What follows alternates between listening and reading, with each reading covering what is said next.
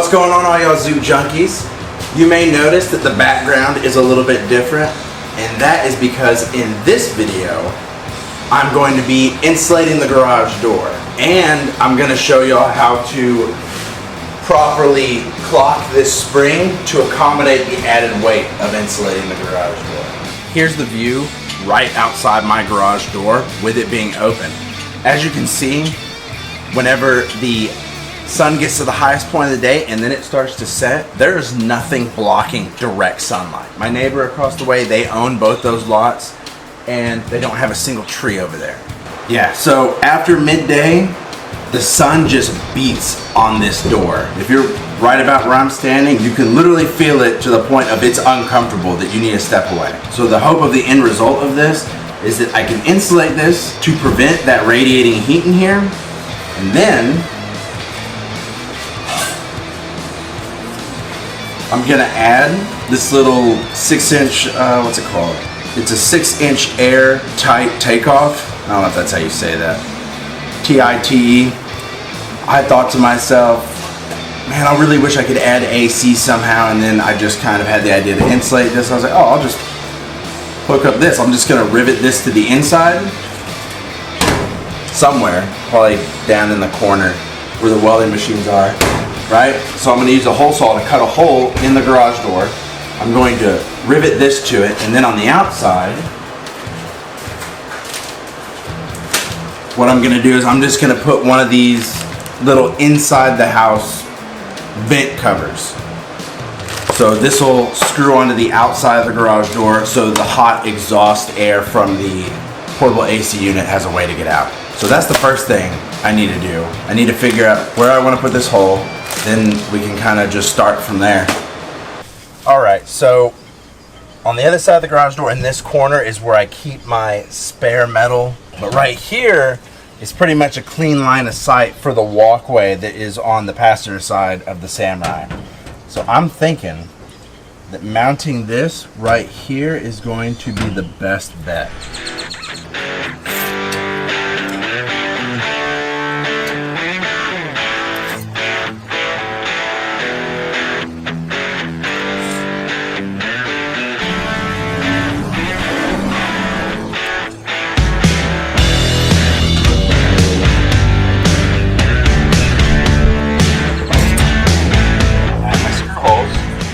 I'm not going to use self-tappers for this. I'm actually going to put some riv nuts so that way I could take this on and off if I want to. I don't know if I'm going to need to add another screen behind this or what, so that's what I'm going to do. If y'all happen to own or purchase this Astro 1442 riv nut gun, the smallest mandrel that it comes with is a 10 by 24. They do sell separately the was it 8 by 20 and the 6 by something, I don't know what they are, but those are like these machine screws. That's the reason why I'm going with this size. It's the smallest mandrel I have. You could just use self-tapping screws, but I want this to be kind of serviceable. I want to be able to take it on and off and not have to worry about stripping out the holes because it is really thin sheet metal. To put this riv nut in the door, you need to match the outer diameter of the riv nut. So you can just take a drill bit and put it on the front side like that and check your diameter. And this drill bit just so happens to be a 17/64. That's what I'm going to use to drill into the door. But this vent cover it's probably like an 8 by 20 or whatever size nut, because the 10 by 24 is just like a little bit too big. So I need to just hit it with like the next size up drill bit.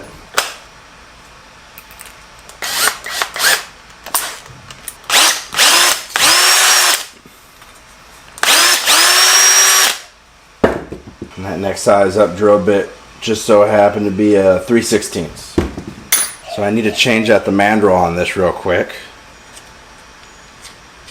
The mandrel is like two pieces. You have like the stopper piece, and then you pull down this collar, and then the actual mandrel comes out.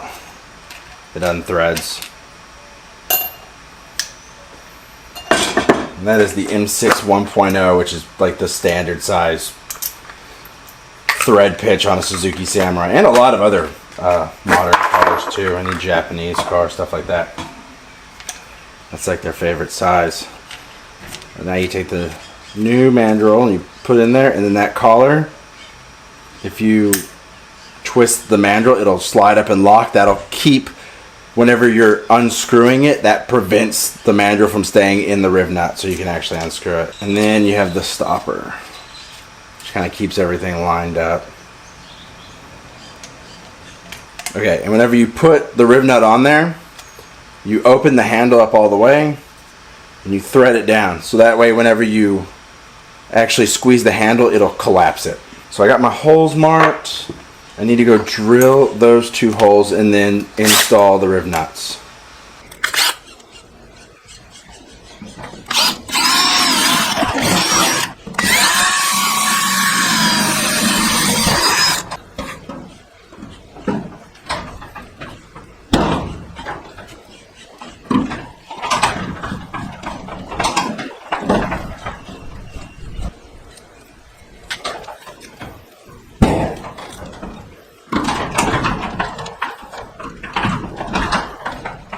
The next thing that I need to do is I need to drill a hole to mount this, so that way the hot exhaust gas can go out. I need to go find center real quick, drill my pilot hole, then I can start doing this.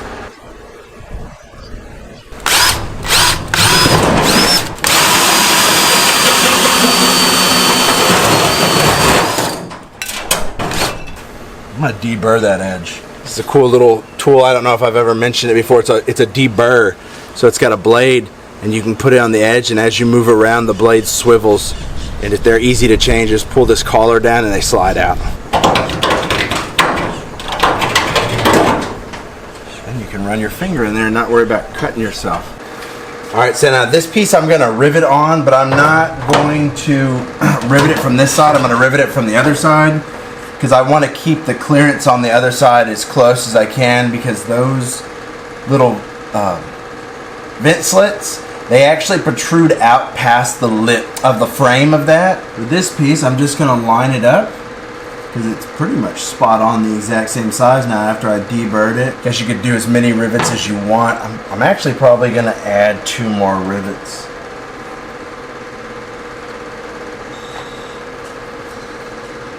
Now back onto the drill, I'm going to use 1/8 rivets. I'm going to use a 1/8 drill bit. What I'm going to do is I'm going to push these rivets through. It is easier to push them through when they're on the rivet gun, because it's really hard to hold a little bit of rivet. Alright, I got the rivets pushed through here and here. I'll use the rivet gun, I'll hold this on, I'll use the rivet gun on the other side.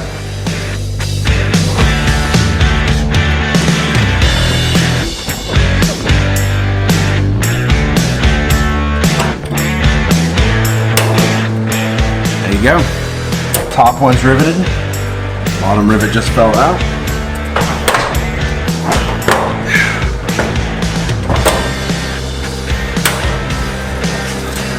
I'm going to add 2 more rivets just to make it a little bit more secure.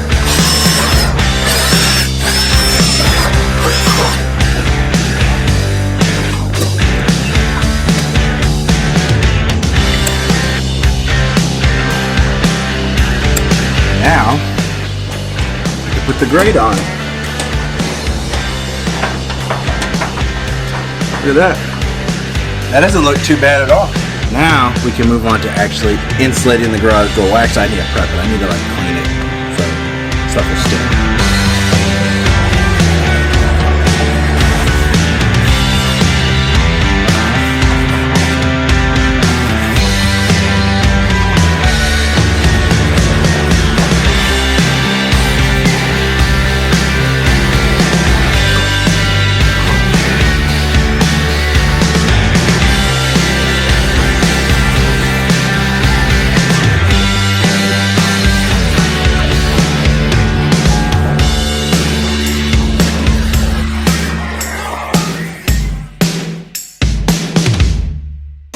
Garage door is clean, as clean as I care to get it. So now, you need to figure out, you got 4 foot, right? So half of 4 foot is 24 inches, 2 feet. So These are a lot less than that. Maybe we'll do 20 inches by 43 and a half, which that's a little shy of 4 foot. I guess what I'll do is 1, 2, 3, 4, 16. Okay. So these 4 pieces will give me 16 pieces. It'll be a little bit oversized, so I can cut them down to what I need. I'm not going to worry about getting all the way up in there. I want a little bit of play, so that way I can kind of get them in there. I think the only thing I'm really going to do different is I'm going to, whenever I go to put the tape on, I'll pull these hinges off, run the tape, and then screw the hinges back down, so that way the tape goes all the way to make like a real nice tight seal. So I'm going to go ahead and get some of these pieces cut out.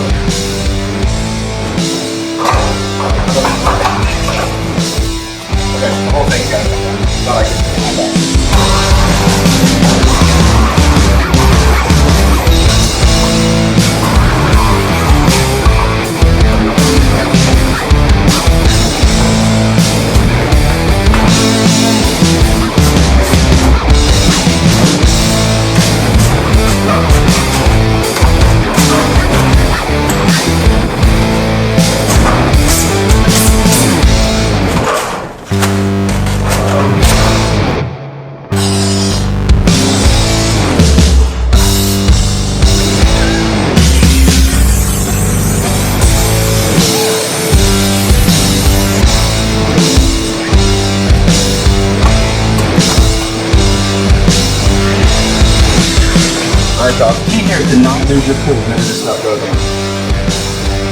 Calm and cool, even though it's getting everywhere.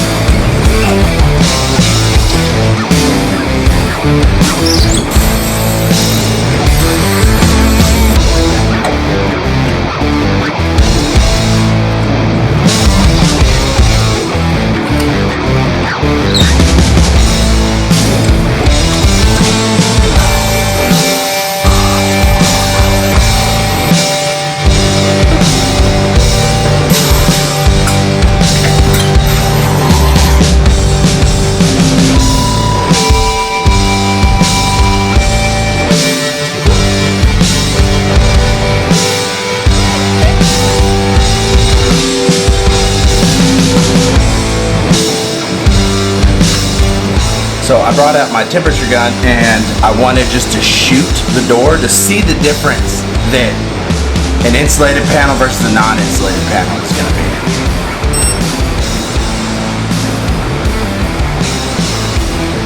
(126 degrees Fahrenheit on an uninsulated panel.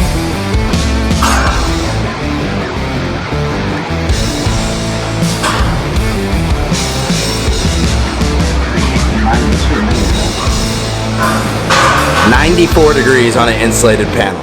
Hot, cold.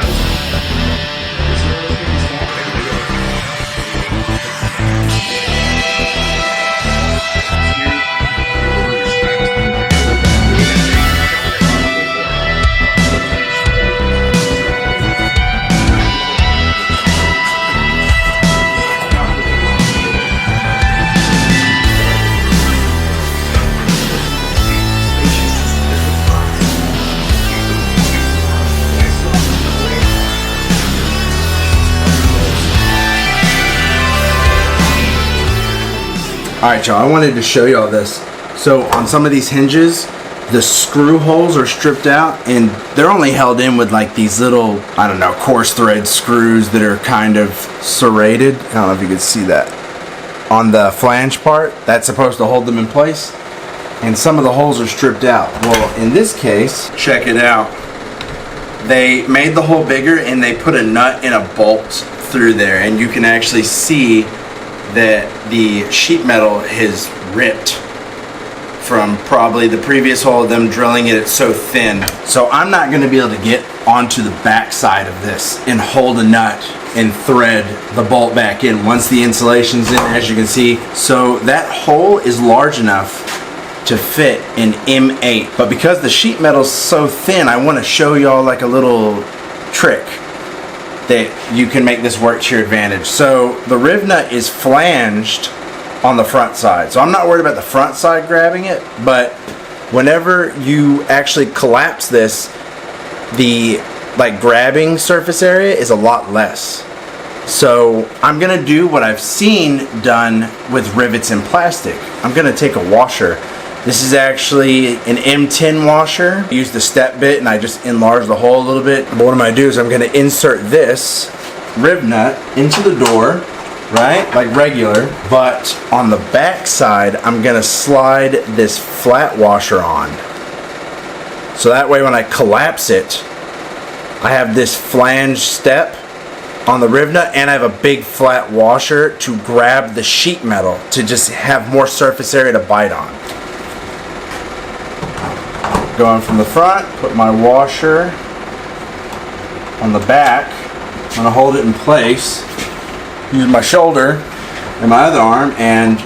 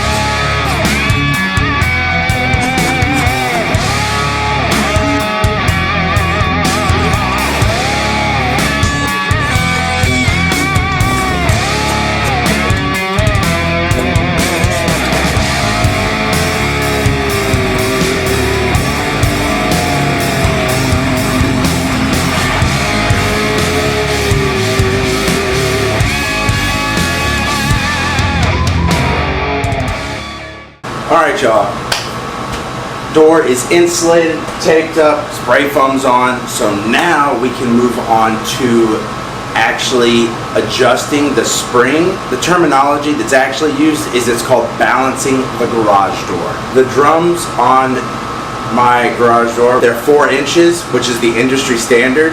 The door is a 7-foot door. The baseline, or where you start, is 32 quarter turns. So you put the tension rods in here. Now, I don't own tension rods because I don't do this for a living, but I'm gonna make some. I'm gonna show you all how to make them. So the workbench is a mess again. Go figure, that's just how it works. What I'm gonna use to make my tension rods is, I work on a construction site, so there's scrap metal laying all over the place.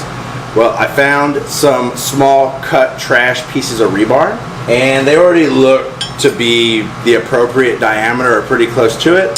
I'm gonna use my multi-tool belt sander attachment that I have on my grinder to get it down to the diameter and then just test fit it, so that's what we're gonna do now. Oh, these are actually really close to the diameter.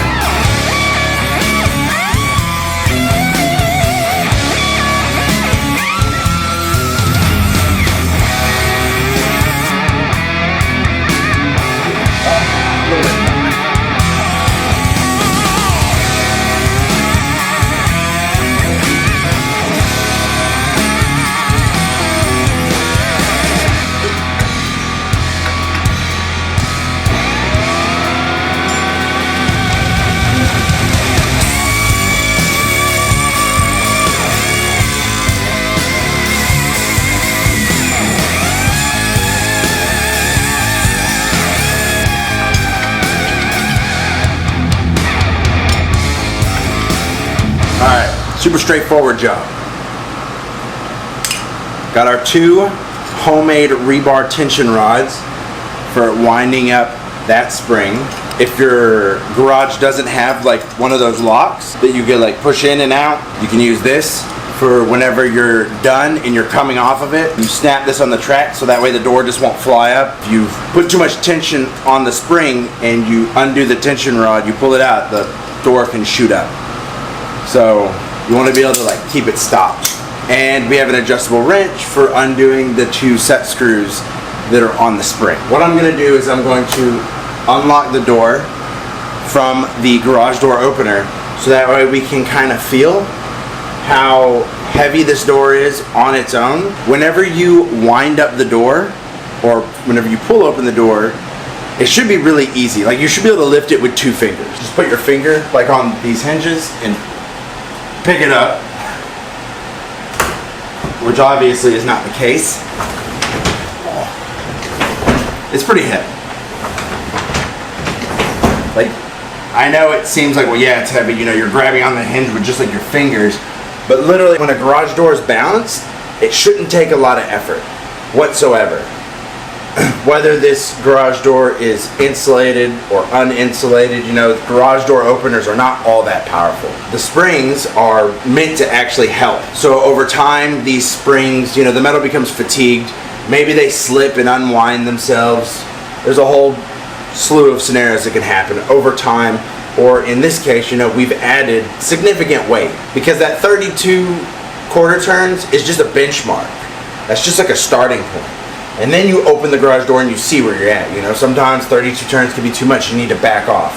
Or sometimes 32 turns isn't enough and you have to go up. So they want you to do it in quarter turn increments. From feeling where it was at, I'm not gonna do just 1 quarter turn. I think I'm gonna start with just like 1 whole turn and see where I end up from that point, and then try it and then see where I need to go from there. All right, now if I'm not mistaken, the spring should want to unwind counterclockwise, so this bar should want to go down.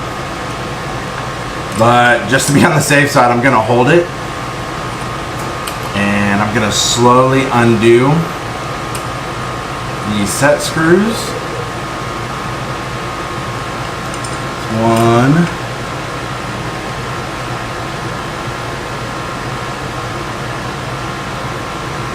That's one to unwind down. Yep.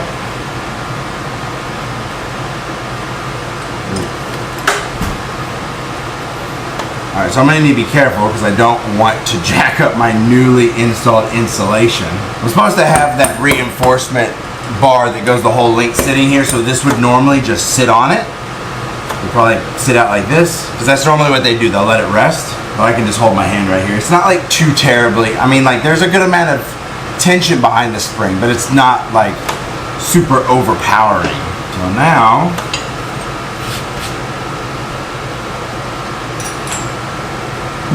right, so you go up, that's a quarter turn, but we let it come down, so that doesn't count. We're kind of like at the original position. So you get the next tension rod in, and you kind of alleviate, you know, you take over from this rod so you can just slide it out. Now, that's a quarter turn.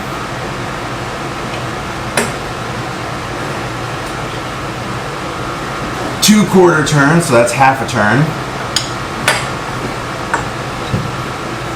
3 quarter turns.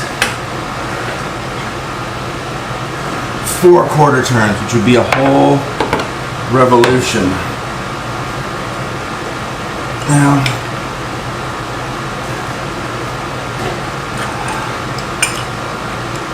I'm holding tension on it while I tighten these.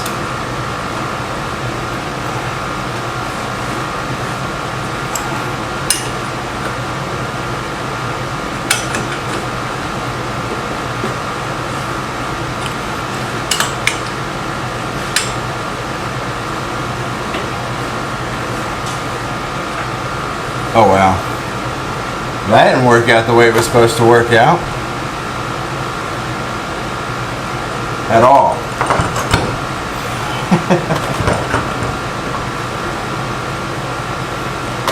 I was so busy talking to y'all that I wasn't paying attention to this, but hey, it's the beauty of YouTube. I can show you what could possibly happen to you. So So my memory card just filled up, and I had to go and take all the footage off the memory card, and I figured while I was there I would rewatch the video to try to figure out what happened, because I had an idea. You're not supposed to get any slack in these cables. They need to stay taut. So as I was winding the spring, I was unwinding the drum, causing these cables to come off. So that's something you need to pay attention to. What I should be able to do is, since I already have the spring wound and it's set on the garage door, I will loosen those set screws. I'll put the cable back in the lock for the drum. I'll spin it to get them taut, then I'll reset the set screws on the spring, and then we should be good.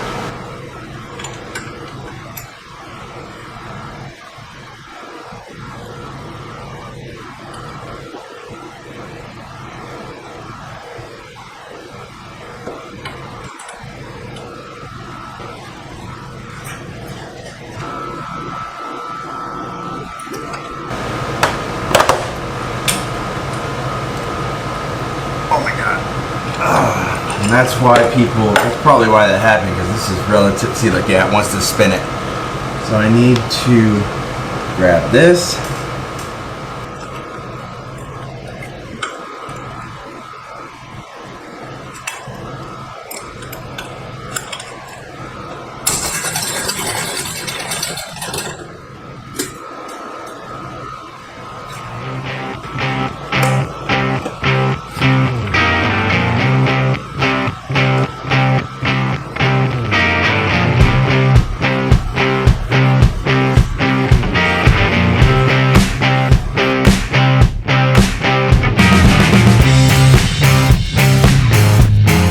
Well, all y'all Zuk junkies, the overhead garage door is insulated, not functional yet. Tomorrow the springs will come in. I will do a video showing you how to measure your springs, what website I use to order them, and how to install them and all that stuff.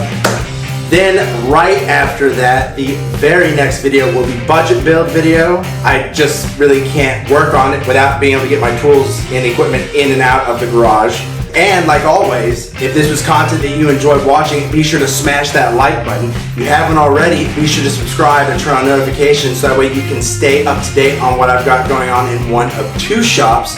Also, if you're interested in joining the Zuk Army, be sure to check out Elk Motorsports' Patreon page, link in the description, and I'll catch y'all in the next one. Peace!